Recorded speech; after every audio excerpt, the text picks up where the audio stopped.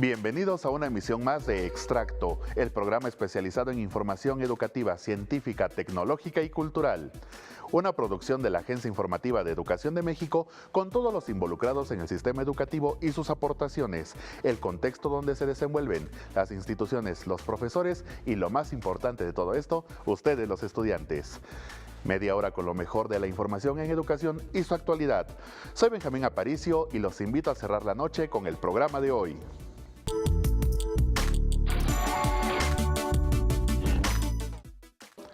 En entrevista exclusiva con la Agencia Informativa de Educación de México, el director general del Instituto Nacional para la Educación de los Adultos, Marcos Bucio Mujica, nos habla de la labor que realiza esta dependencia para reducir el porcentaje de analfabetismo en nuestro país.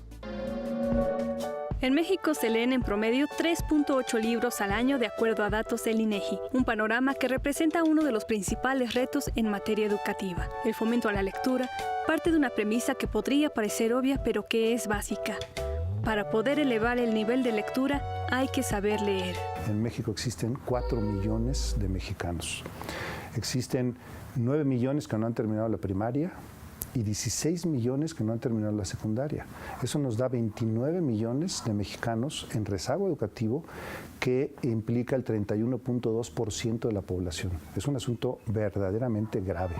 El Instituto Nacional de Educación para Adultos, el INEA, tiene la importante misión y el gran reto de brindar oportunidades de estudio a la población rezagada. Este organismo con su labor contribuye en la alfabetización a la vez que se convierte en promotor de lectura. Tenemos una estructura académica con materiales a cada uno de los segmentos, dependiendo de la edad. O sea, cada módulo va dirigido, los módulos a la comunidad indígena, a los adultos mayores, a los jóvenes de 15 años y últimamente estamos viendo por jóvenes o niños de 10 años hacia adelante. Y otra población vulnerable, la comunidad indígena, que hay más de 60 lenguas maternas indígenas en donde les tenemos que enseñar primero en esas comunidades indígenas a leer y escribir en su lengua materna y después aprender español y poder escribir y leer en español. Entonces los hacemos bilingües prácticamente. El analfabetismo es un reflejo de la situación de un país, ya que por lo general este indicador está ligado a contextos desfavorables o de marginación. La falta de educación en México es lo que está generando hoy el problema mayor social, que es una sociedad poco preparada, un promedio de la población en México de 8 o 9 años promedios de educación. Esto es gravísimo porque los países que hoy tienen una economía sólida, y justamente entre las 15 economías del mundo, tienen por lo menos 13 años de educación promedio. Precisamente para promover la lectura, el INEA ha publicado una serie de textos educativos dirigidos principalmente a niños y jóvenes, donde son los mismos niños quienes explican el significado de los valores per se. Esta estrategia se puso en práctica en Estados Unidos hace más de 20 años, contra el que era su primer problema social, el racismo. Y los resultados están a la vista. Tuvieron que esperar una generación de 20 años, de 25 años, para que llegara un presidente de color, Obama, a presidente de Estados Unidos. Es decir, funciona. Lo que pasa es que aquí no hemos empezado. Y cuando empecemos, aquí en el INEA vamos a empezar apenas con estos valores. Y vamos a tener que esperar 20 años para que tengamos una sociedad mejor, con más cultura cívica, que sepa y respete la ley.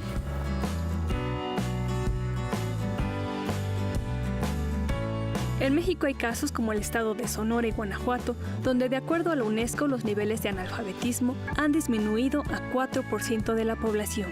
Guerrero, Oaxaca y Chiapas representan los mayores retos en esta materia. El INEA cuenta además con sedes que imparten clases sábados y domingos de los distintos niveles escolares. Su labor en favor de la educación y la lectura incluso trasciende fronteras.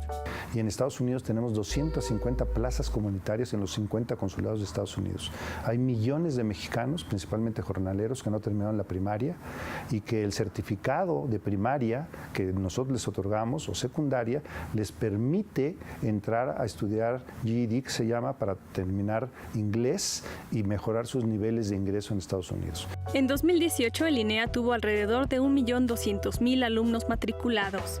Nos hemos propuesto al 2024, con el presidente López Obrador, bajar en 10 millones el rezago educativo. Pero es una curva que va también a la alza por el crecimiento demográfico. Entonces, si este país tenía 10 millones de habitantes cuando empezó el siglo pasado, pues hoy tenemos 120 millones de habitantes. Tenemos que ir estableciendo metas para que el rezago no crezca a la par del crecimiento demográfico.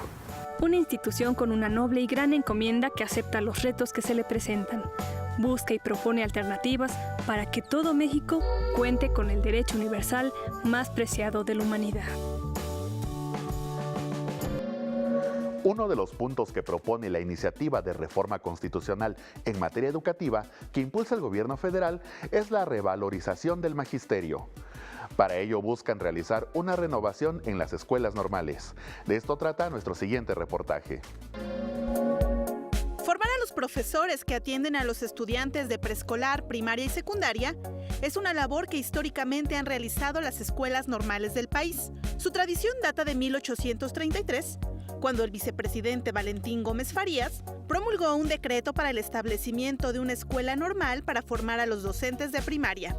En 1885, con Porfirio Díaz como presidente, se creó la Escuela Normal de Profesores. La historia de esta institución es vasta.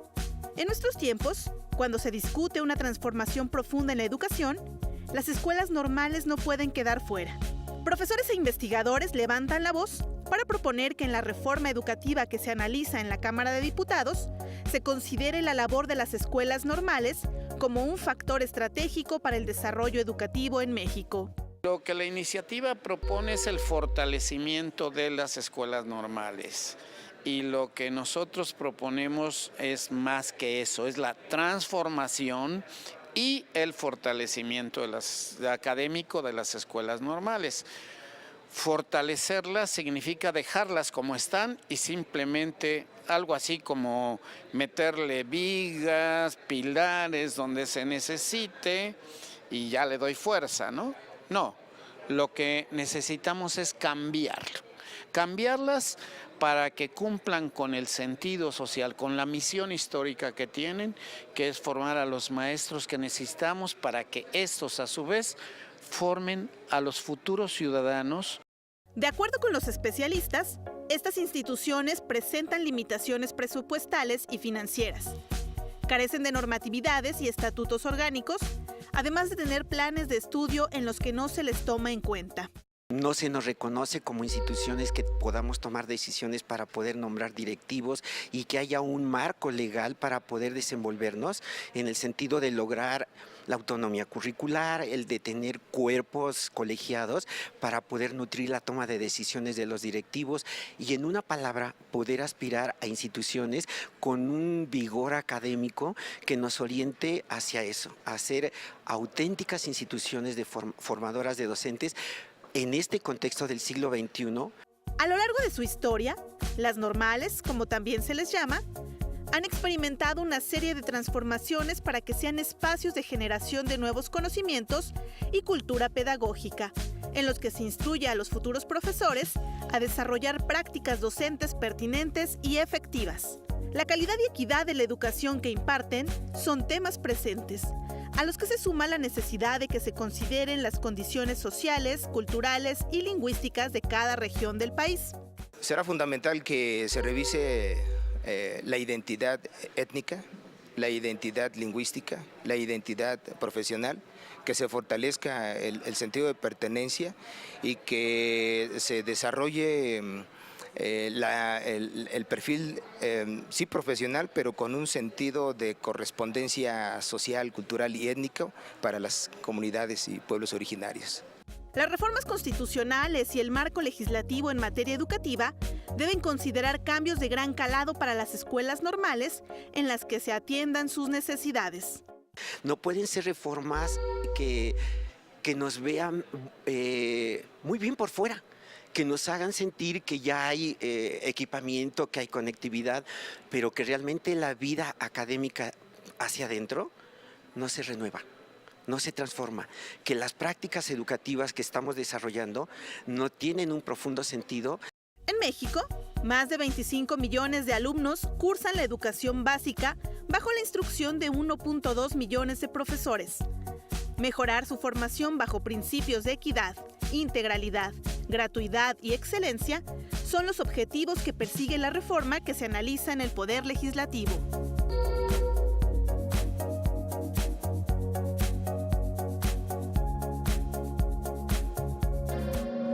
En el estudio nos acompañaron el maestro Francisco Valencia, presidente de la Asociación Mexicana de Exbecarios de Japón, y el licenciado Francisco Javier Nicolás Félix, coordinador de comunicación social de esta institución. Ellos nos invitaron a conocer su programa de becas. La Asociación Mexicana de Exbecarios del Japón es una asociación sin fines de lucro que estamos auspiciados por la Embajada del Japón en México y que precisamente somos un brazo de la difusión de los temas de la relación bilateral México-Japón, sobre todo en el sentido de hacer hincapié en los temas de cultura, educación, inclusive deporte, ciencia y tecnología. Y pues hay varios tipos de becas, que son 6, y ahorita les vamos a platicar un poquito de ellos. Nuestra asociación este año va a cumplir 25 años, estamos muy orgullosos. Un saludo a todos nuestros senpai que hicieron posible esta organización y que nosotros hemos seguido pues a través del tiempo. Precisamente acabamos de hacer un censo para actualizarnos en todos estos datos. Desde los fines de los 50, bueno, en ese entonces habían otros tipos de becas, pero también era para irse a hacer diferentes tipos de investigaciones, y desde los años 50 hay un registro de alrededor de 1,050 becas entregadas por el Ministerio de Educación, Cultura, Deporte, Ciencia y Tecnología de Japón a mexicanos. El gobierno japonés otorga diferentes tipos de becas a estudiantes mexicanos, y entre las principales categorías están becas para el estudio de la licenciatura completa en Japón, becas para maestría o doctorado. No importa el área, no importa la carrera, mientras la carrera existe en Japón y esté en alguna universidad japonesa, el estudiante mexicano puede ir a aplicar y hacer sus estudios en estas instituciones. Entonces te comento, hay estudios para licenciatura, para maestría y doctorado, hay estudio para perfeccionamiento del idioma japonés, y una beca en especial también es para los maestros en servicio, que son parte de la Secretaría de Educación Pública y que tienen más de 5 años. En este caso, para todos aquellos interesados en aplicar, no es necesario tener un dominio perfecto de japonés, a excepción de la beca de perfeccionamiento, evidentemente. No obstante, sí es necesario contar con un buen nivel de inglés y sobre todo ganas de aprender y comprender muy bien la cultura y el idioma japonés. También nos enlazamos con la escritora Socorro Venegas, directora de Publicaciones y Fomento Editorial de la Universidad Nacional Autónoma de México. Ella nos presentó los proyectos relacionados con el fomento a la lectura en los que trabaja la máxima casa de estudios este 2019. De igual forma, nos habló de la Feria Internacional del Libro del Palacio de Minería, que inicia el próximo 21 de febrero. Bueno, una de nuestras principales líneas de trabajo precisamente es tener una mayor cercanía con los jóvenes, y eso desde una dirección como esta pues significa ampliar el proyecto editorial, enriquecerlo. Estamos diseñando ahora justo un proyecto pensando en llevar literatura de autores vivos, de autores contemporáneos mexicanos para los 300,000 estudiantes de esta casa de estudios. Y una cosa importantísima, encontrar también un circuito que permita a estos escritores ponerse en contacto directo con los chavos, hablarles de literatura, pero de primera mano, ¿no? Conocer la experiencia del creador a partir de lo que él mismo pueda contarnos. Entonces, ese es un proyecto en el que estamos ahora trabajando y que se verá reflejado pues en todas nuestras acciones. Tenemos muy pronto ya la Fiesta del Libro y la Rosa, que es ya una gran tradición de la UNAM, donde compartimos con toda la comunidad universitaria y con la comunidad cultural más cercana un programa riquísimo. Se presentan novedades editoriales, pero también obras clásicas, y este año vamos a homenajear en esta Fiesta del Libro y la Rosa. Vamos a recordar, por ejemplo, que hace 50 años llegó el hombre a la luna. Vamos a recordar también autores muy queridos como don Alfonso Reyes. Vamos a tener un foro que se va a llamar Inés Arredondo.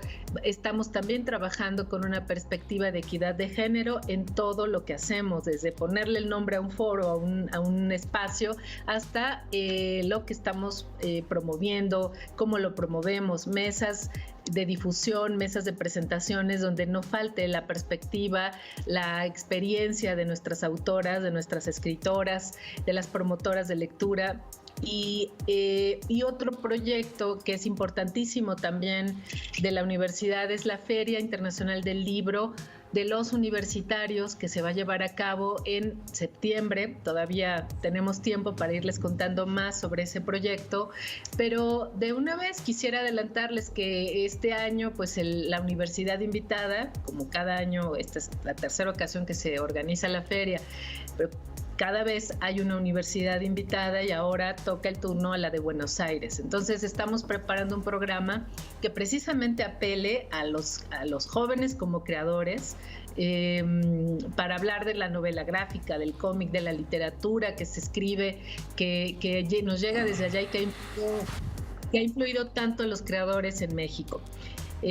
Pues estamos con esos proyectos, pronto vamos a dar más detalles de todo, pero ahora me gustaría también hablarles del justo toda esa riqueza, esa potencia creativa de nuestra máxima casa de estudios se va a reflejar también en esta fiesta que es la Feria Internacional del Libro del Palacio de Minería.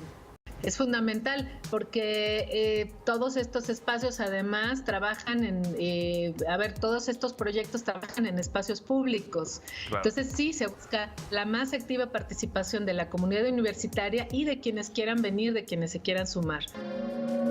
La Asociación Nacional de Universidades e Instituciones de Educación Superior dio a conocer un estudio sobre el estado actual de las tecnologías de la información y las comunicaciones en las universidades del país. Le invito a conocerlo.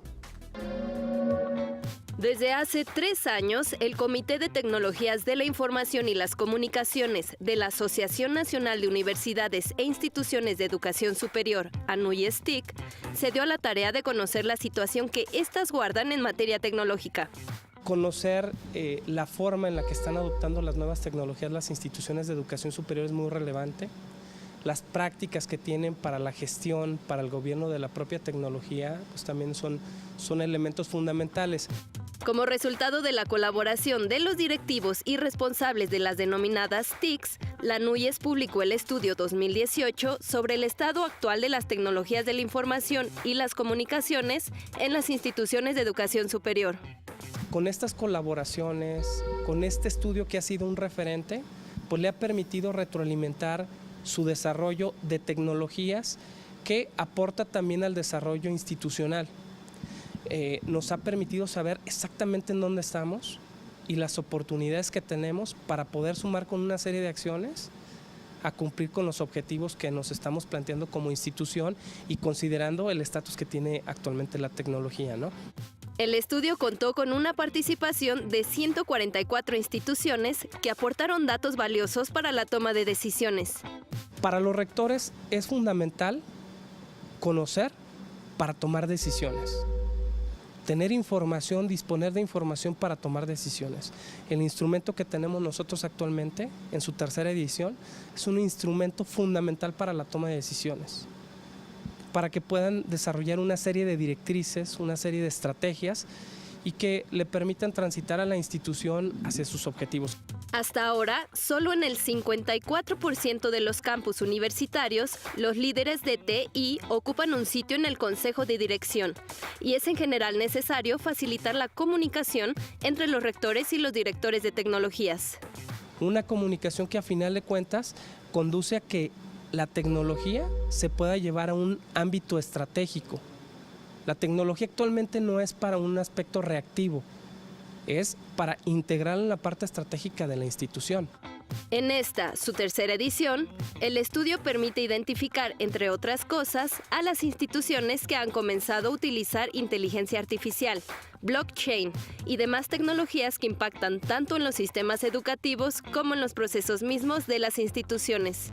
Hay una penetración importante en estas prácticas, pero aún tenemos áreas de oportunidad en materia de seguridad de la información. Tenemos que trabajar en ello y con este tipo de documentos, los rectores, la alta dirección de una institución puede tomar acciones para conducir las tecnologías y solventar estas oportunidades que se tienen. De acuerdo con Alberto Gutiérrez, a pesar de los avances, hay grandes retos en el proceso de adopción de tecnologías. Hablamos de la inteligencia artificial. Pues realmente la integración de la inteligencia artificial en nuestros servicios tecnológicos está por debajo del 5% a nivel de instituciones. Si bien la tecnología no va a reemplazar las actividades fundamentales de las instituciones, sí representan un apoyo significativo. Si el tema de la inteligencia artificial nos puede ayudar a conocer a nuestros estudiantes, ayudar a anticipar ciertas actividades en los estudiantes, bueno, pues es maravilloso como un apoyo para los profesores. Entonces, hay que acercar esas tecnologías a beneficio de las instituciones.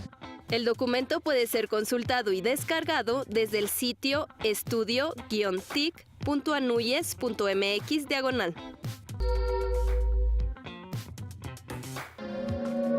A nivel mundial, existen diversos programas y proyectos enfocados en promover la formación, capacitación y desarrollo profesional de las mujeres en las disciplinas STEM. En el siguiente reportaje, le invito a conocer algunos de estos proyectos. En una sesión parlamentaria que sucedió en 1947 en la ciudad de Buenos Aires, Argentina, los legisladores debatieron sobre los derechos políticos de la mujer.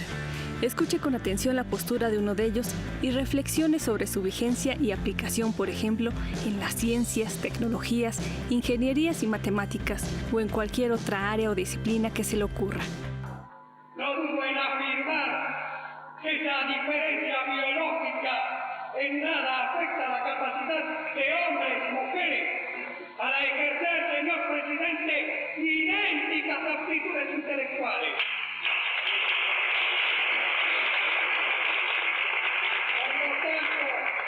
Quiero refutar de una vez por todas la retrógrada idea de que la mujer es inferior al hombre.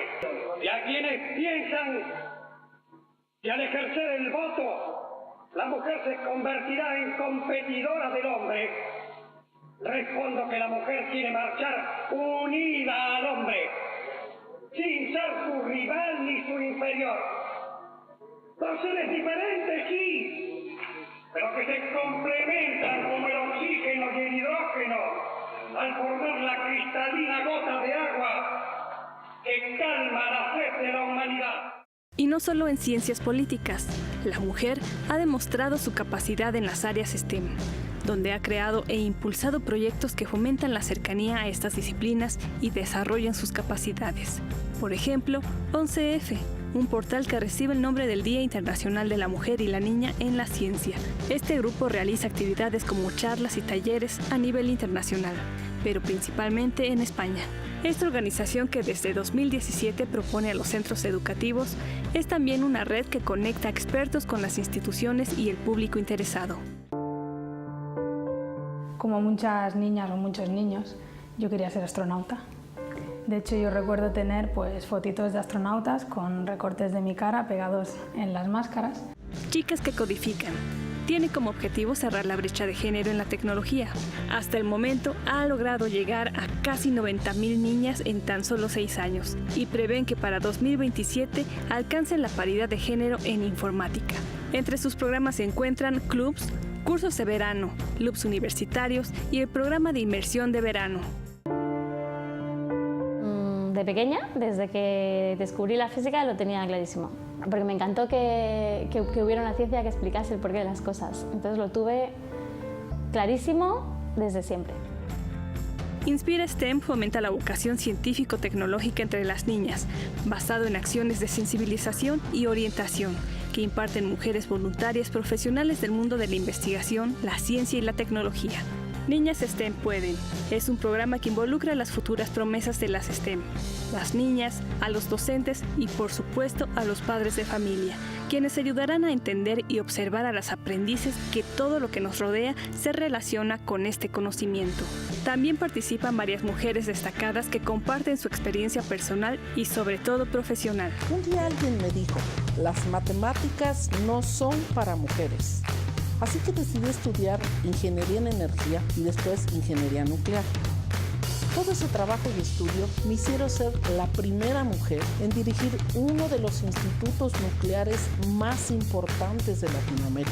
Además de convertirme en mentora de muchas niñas que, como yo, les gustaría llegar muy lejos. Girls in STEM, Girls for Science, Girls in Tech e Inspiring Girls son algunos otros ejemplos de proyectos que son impulsados por mujeres enfocadas a las niñas y mujeres en las áreas de STEM. A través de campamentos, exposiciones, experimentos e incluso actividades artísticas y estéticas, orientan a la mujer en la exploración del mundo de la ciencia, tecnología, ingeniería y matemáticas. Yo era la típica niña que cogía cualquier juguete el día de Reyes y lo destrozaba para saber cómo funcionaba. Me interesaba más cómo funcionaba que el juguete en sí mismo. Y eso pues me llevó a terminar estudiando física. Mentes curiosas desde la infancia que encontraron su vocación y que con su don han aportado a la humanidad conocimiento y herramientas que nos permiten entender un poco más el mundo que nos rodea.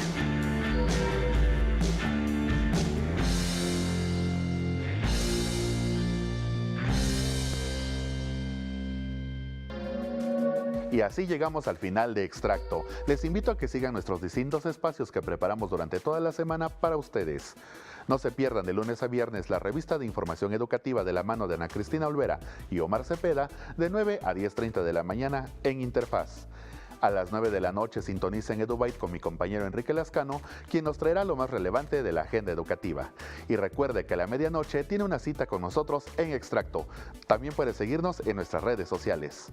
Soy Benjamín Aparicio y a nombre de todos los que hacemos posible este esfuerzo informativo, muchas gracias por su atención. Hasta pronto.